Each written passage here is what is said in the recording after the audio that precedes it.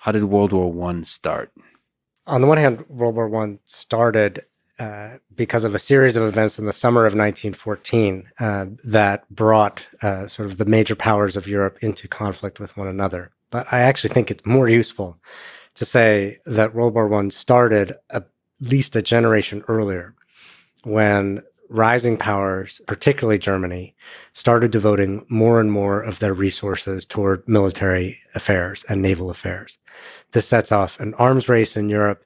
It sets off a rivalry over the colonial world and who will control the resources in Africa and Asia. And so by the time you get to the summer of 1914, and in a lot of ways, I say the war has already begun, and this is just the match that lights the flame. So the capacity for war was brewing within like the leaders and within the populace. They started accepting sort of slowly through the culture propagated this idea that we can go to war. It's a good idea to go to war. It's a good idea to expand and dominate others, that kind of thing. Maybe not put in those clear terms, but just a sense that military action is the way that nations operate at the global scale. Yes, and right. So yes, there's a sense that the military can be the solution to political conflict in Europe itself. And the and is that war and military conflict are already happening, right? That there's war, particularly in Africa, in North Africa, in the Middle East, Balkans. Conflict is already underway. And the European powers haven't faced off against each other. They've usually faced off against in asymmetrical conflict against much less powerful states. But, in some ways that war is already underway. So do you think it was inevitable? Because World War One is brought up as a case study where it seems like a few accidental leaders and a few accidental events, or one accidental event, led to the war. And if you change that one little thing, it could have avoided the war. Your sense is the drums of war have been beating for quite a while, and it would have happened almost no matter what, or very likely to have happened. Yes, historians never like to say things are inevitable. And certainly, there were people who could have chosen a different path, both in the short term and the long term.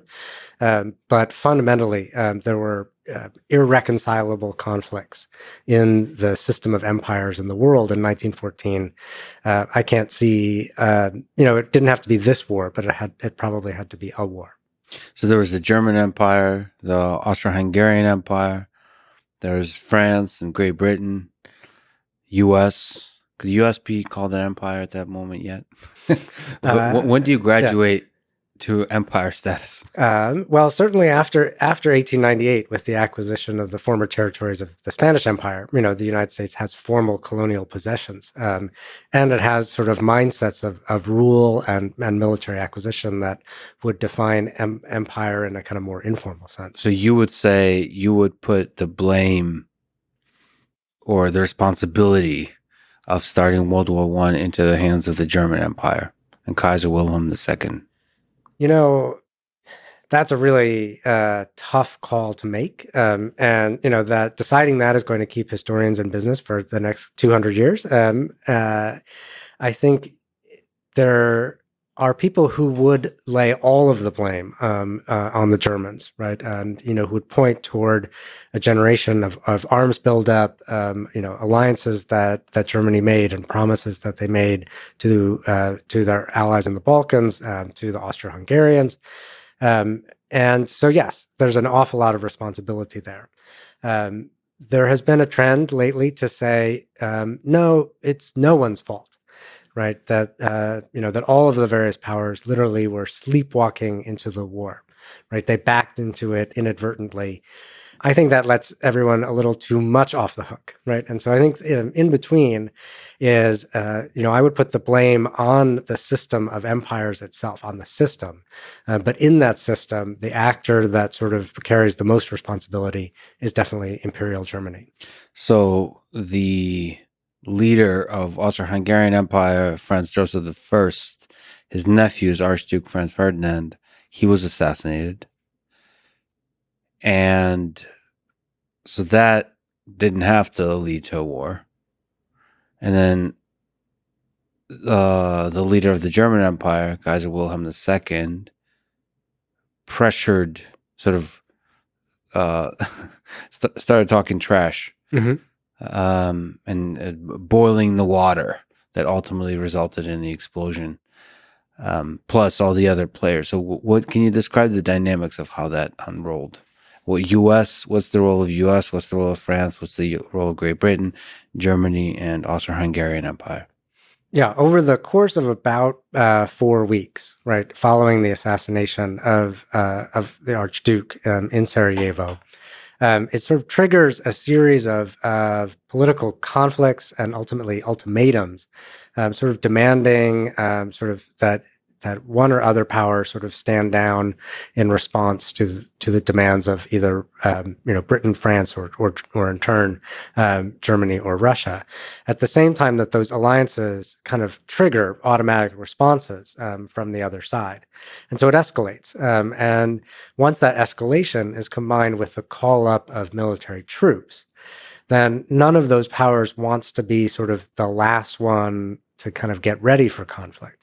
So even throughout it, they think they are getting ready in a defensive maneuver, and they think if there is conflict, well, it might be a skirmish, it might be sort of a standoff. Uh, it could be solved with diplomacy later because diplomacy is failing now. That turns out not to be the case. Diplomacy fails. It's not a skirmish. It becomes a massive war. And the Americans are watching all of this from the sidelines. They have very little influence over what happens that summer. How does it go from a skirmish between a few nations to a global war? Is there a place where there's a phase transition? Yeah, I think the phase transition is in over the course of the fall of 1914, when the Germans make an initial sort of bold move into France. In many ways, they're fighting the last war, the Franco-Prussian War of 1870, and they really do sort of kind of want to have a quick sort of lightning strike in some ways against France to kind of bring the war to a speedy conclusion. France turns out to be able to fight back more effectively than the Germans expected. And then the battle lines sort of harden. And then behind that, the French and the Germans, as well as the British on the side of the French, start digging in, literally, right? And digging trenches that at first are, 3 feet deep to avoid shelling from artillery, then become 6 feet, 10 feet deep, 2 miles wide, that include telegraph wires, that include whole hospitals in the back. And then at that point, the front is locked in place. And the only way to break that is sort of basically dialing the war up to 11. Right, sort of massive numbers of troops, massive efforts, none of which work, right, and so the war is stuck in this. But that's the phase transition right there. What were the machines of war in that case? You mentioned trenches. What were the guns used? What was the size of guns? What are we talking about? What did Germany start accumulating that led up to this war?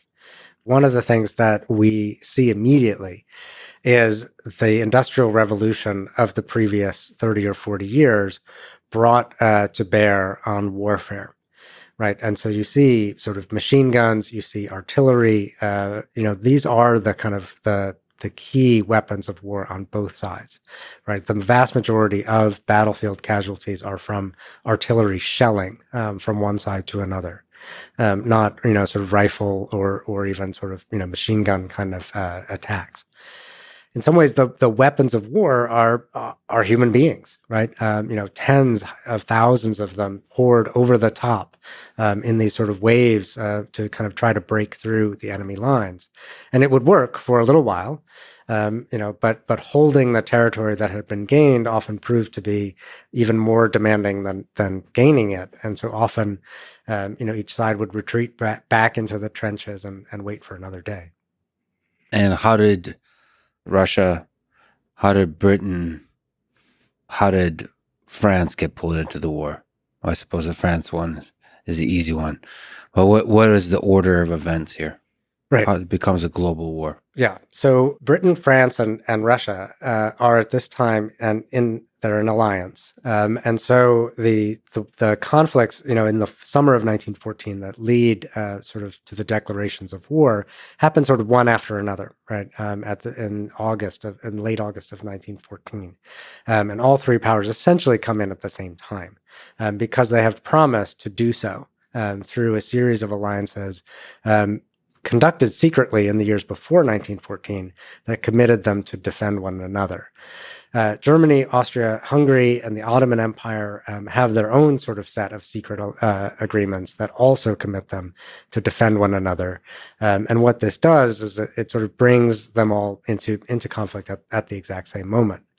They're also, for many of these countries, bringing not just their national armies, but also their empires into the conflict, right? So Britain and France, of course, have, enormous sort of global empires. They begin mobilizing soldiers as well as raw materials.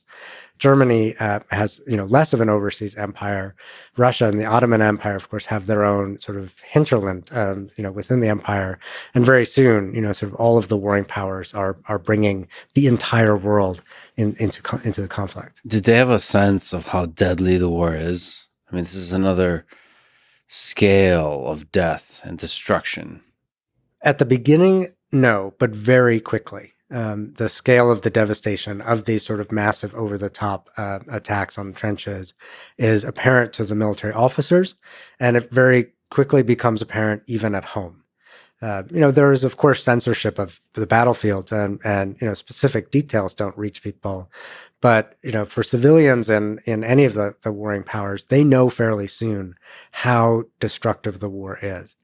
And to me, that's always been a real sort of puzzle, right? So that by the time the United States comes to decide whether to join the war in 1917, they know exactly what they're getting into, right? They're not backing into the war in the ways that the European powers did.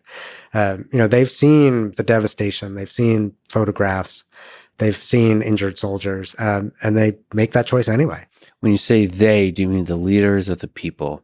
Did the death and destruction reach the minds of the American people by that time? Yes, absolutely. We don't in 1917 have the mass media that we have now, but there are images in newspapers, there are newsreels that play at the movie theaters, and of course some of it is sanitized, but that combined with press accounts, often really quite descriptive press accounts, gory accounts, reached anyone who cared to read them. Certainly plenty of people didn't follow the news, felt it was far away, but most Americans who cared about the news knew how devastating this war was.